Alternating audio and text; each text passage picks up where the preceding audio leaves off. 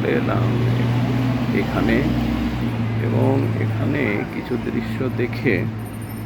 দৃশ্য দেখে আপনারা জেনেছেন যে ছাত্র জনতার যে বিপ্লব, সেই বিপ্লবের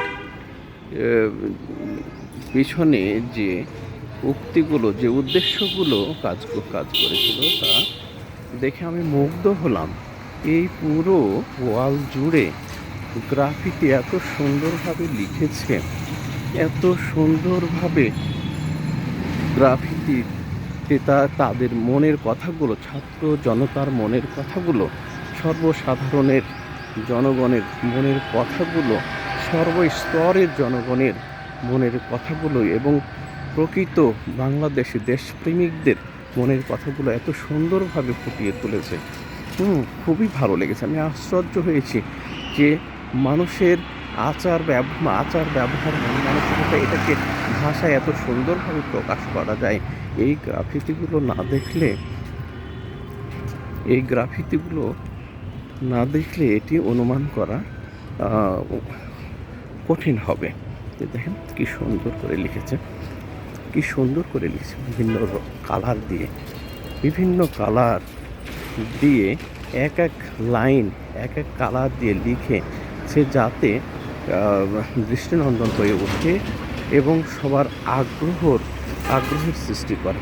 দেখেন কি সুন্দর করে লিখেছে। এইদিকে লিখতে চলে এলাম এই দিক দিয়ে।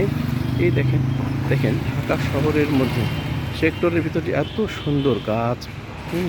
সুন্দর গাছপালা, পশু পাখি দিয়ে সাজানো গোছানো। দেখেন এই যে বিভিন্ন গাছপালা, যে ফাঁকা জায়গাটা দেখছেন, জঙ্গল ঘেরা জায়গাটা দেখছেন, এটা কিন্তু বাংলাদেশ পেট্রোলিয়াম কর্পোরেশনের জায়গা। এটাতে এক সময় হয়তো বিভিন্ন ধরনের কোয়ার্টার তৈরি করা হবে, অফিস তৈরি করা হবে, অফিস কোয়ার্টার, তাদের প্রয়োজনীয় ভবন নির্মাণ করে তারা তাদের কাজে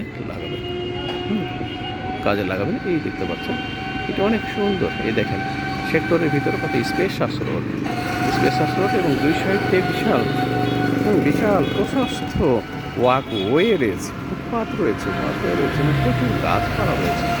এই জন্যই তো এই সেক্টরের ভিতরে প্রত্যেকটা ব্লকের ভিতরে এই যে রোডগুলো রয়েছে, বেশ প্রশস্ত রোড রয়েছে, এবং এই রোডগুলো প্রচুর গাছপালাও, ওয়াকওয়েতে গাছপালাগুলো লাগানো আছে। অনেক সুন্দর। এই জন্য কিন্তু সেক্টরের জায়গার দাম বেশি। সেক্টরে এক একটি ফ্ল্যাটের দাম ন্যূনতম 2.5 কোটি টাকার মধ্যে কোনো ফ্ল্যাট নাই। 2.5 কোটি টাকার মধ্যে কোনো ফ্ল্যাট নাই। এবং ফ্ল্যাটের আয়তন প্রায় 1700-1800 নিচে হয় না।